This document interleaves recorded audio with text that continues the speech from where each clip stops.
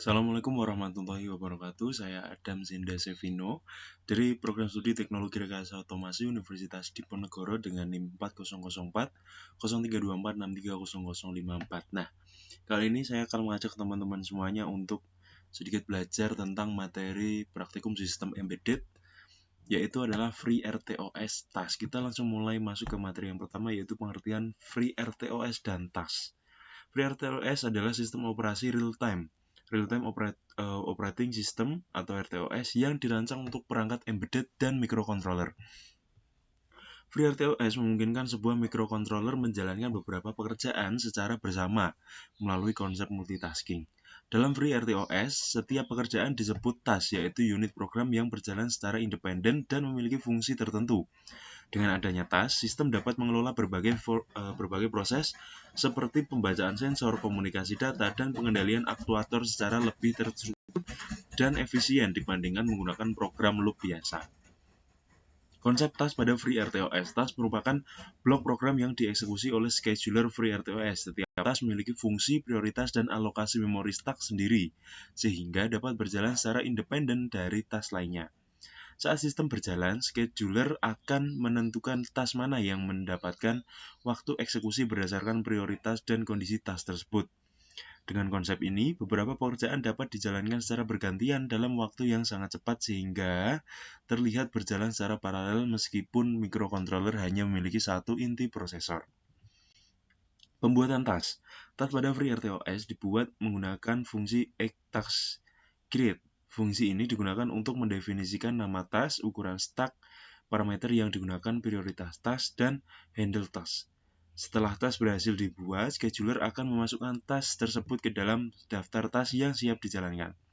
Setiap task biasanya berisi perulangan tak hingga, for, atau while, agar dapat terus bekerja selama sistem aktif. Pembuatan task yang baik harus mempertimbangkan kebutuhan memori dan kompleksitas proses yang dijalankan.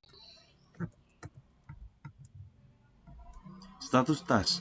Dalam FreeRTOS, task dapat berada pada beberapa status berbeda. Status running menunjukkan task sedang dieksekusi oleh CPU. Status ready berarti task siap dijalankan tetapi masih menunggu giliran dari scheduler. Status block terjadi ketika task menunggu suatu kondisi tertentu, seperti data masuk atau waktu tunda berakhir, sedangkan status suspend menunjukkan task dihentikan sementara dan tidak akan dijalankan hingga diaktifkan kembali. Perpindahan antara status ini dikelola secara otomatis oleh scheduler untuk menjaga efisiensi sistem. Prioritas task. Setiap task memiliki tingkat prioritas yang menentukan urutan eksekusi. Task dengan prioritas lebih tinggi akan mendapatkan kesempatan menjalankan CPU terlebih dahulu dibandingkan task dengan prioritas lebih rendah. Jika terdapat beberapa task dengan prioritas yang sama, FreeRTOS dapat menggunakan mekanisme time slicing untuk membagi waktu eksekusi secara bergantian. Pengaturan prioritas yang tepat sangat penting agar proses kritis seperti pengendalian motor atau pembacaan sensor real-time dapat berjalan tanpa terganggu oleh task lain yang kurang penting. Scheduler dan task switching. Scheduler merupakan komponen utama FreeRTOS yang bertugas mengatur eksekusi seluruh task dalam sistem. Scheduler akan memilih task yang memiliki prioritas tinggi dan berada dalam kondisi siap untuk dijalankan. Ketika terjadi perubahan kondisi, scheduler dapat melakukan context switching, yaitu proses menyimpan kondisi task yang sedang berjalan dan memindahkan CPU ke task lain. Mekanisme ini memungkinkan sistem merespon berbagai kejadian secara cepat dan efisien tanpa harus menunggu suatu proses selesai terlebih dahulu. Delay dan manajemen waktu pada task. FreeRTOS menyediakan fungsi seperti VTask Delay dan VTask Delay Until untuk mengatur waktu eksekusi task. Fungsi ini memungkinkan task berhenti sementara selama periode tertentu tanpa membebani CPU. Saat task berada dalam kondisi delay, CPU dapat digunakan oleh task lain yang siap berjalan. Penggunaan delay sangat penting dalam aplikasi embedded karena membantu mengatur frekuensi pembacaan sensor, pengiriman data, atau pengendalian perangkat secara periodik dan terjadwal. Keunggulan penggunaan task pada FreeRTOS.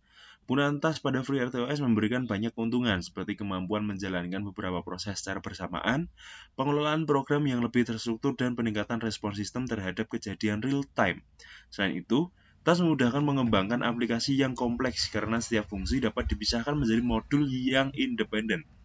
Dengan dukungan scheduler dan sistem prioritas, FreeRTOS menjadi solusi yang efektif untuk berbagai aplikasi embedded seperti robotika, otomasi industri, Internet of Things, dan sistem monitoring berbasis microcontroller.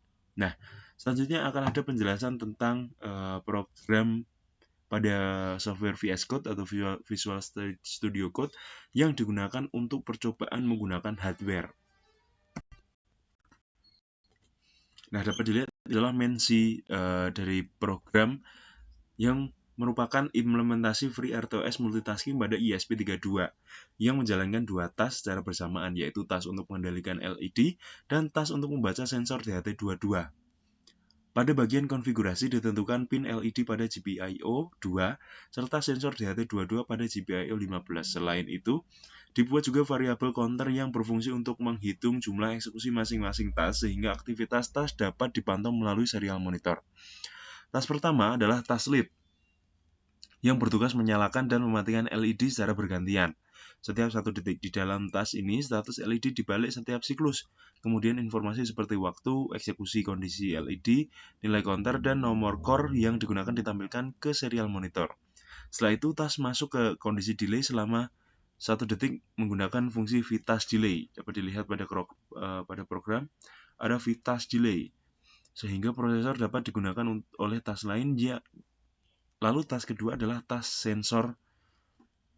Ini dapat dilihat task sensor yang bertugas membaca data suhu dan kelembapan dari sensor DHT22 setiap 2 detik. Data yang berhasil dibaca akan ditampilkan pada serial monitor beserta nilai counter dan nomor core yang menjalankan task tersebut. Jika pembacaan sensor gagal, program akan menampilkan pesan kesalahan. Penggunaan delay 2 detik dilakukan karena DHT22 memiliki batas minimum interval pembacaan agar data yang diperoleh tetap valid. Pada fungsi setup,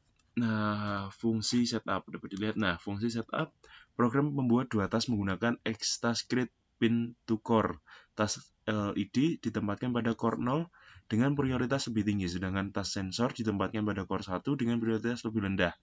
Dengan pembagian ini, kedua task dapat berjalan secara independen dan bersamaan tanpa saling mengganggu. Sementara itu, fungsi loop dibiarkan kosong karena seluruh proses telah dikelola oleh scheduler FreeRTOS. Program ini menunjukkan bagaimana FreeRTOS memungkinkan ESP32 menjalankan beberapa pekerjaan secara simultan sehingga sistem menjadi lebih responsif dan terorganisir. Nah, ini adalah penjelasan sedikit tentang program yang digunakan saat menggunakan hardware. Selanjutnya kita akan lanjut ke percobaan saat menggunakan hardware. Let's go. Ya, seperti biasa di awal program kita mengincludekan library-nya. Kalau kita mengkonfigurasi pin-nya, definisi untuk DHT-nya, definisi untuk I2C LCD-nya, dan juga untuk safety card-nya. Dan di sini penting teman-teman karena di sini kita mendefinisikan prioritas dari ketiga task-nya, di mana kita menaruh prioritas paling tinggi.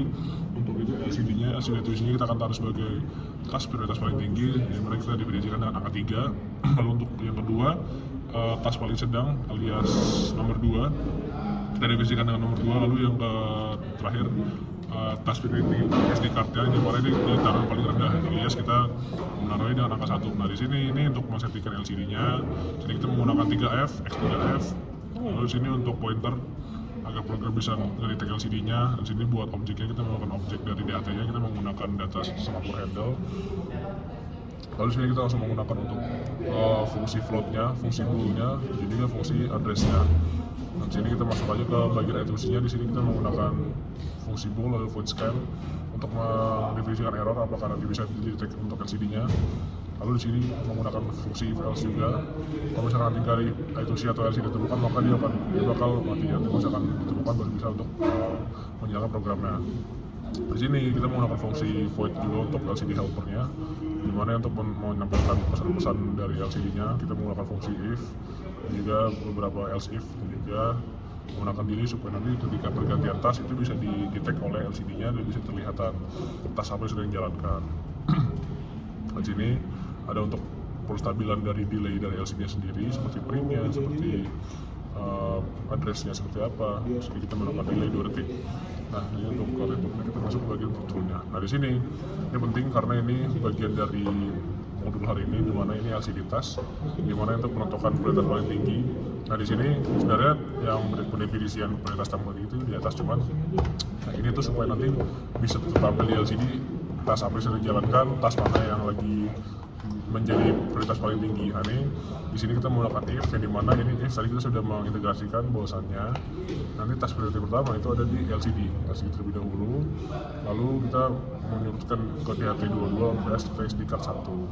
Nah, di sini kan SD card ini sebagai prioritasnya. Di sini ketika nanti dijalankan step tasnya itu ada counternya, hasil alias berapa kali ini tugas dijalankan. Masuklah ke fungsi if untuk menjalankan LCD-nya, kembali untuk menjalankan DHT-nya kurang lebih seperti itu karena kan dia di prioritas kedua, dan untuk mengeprint berapanya untuk DHT-nya, temperatur, humidity dan juga counternya. Kalau LCD lagi terakhir yang dimana yang prioritas paling rendah dimana SD tas alias SD card kita membaca memorize yang ada di SD card itu sendiri.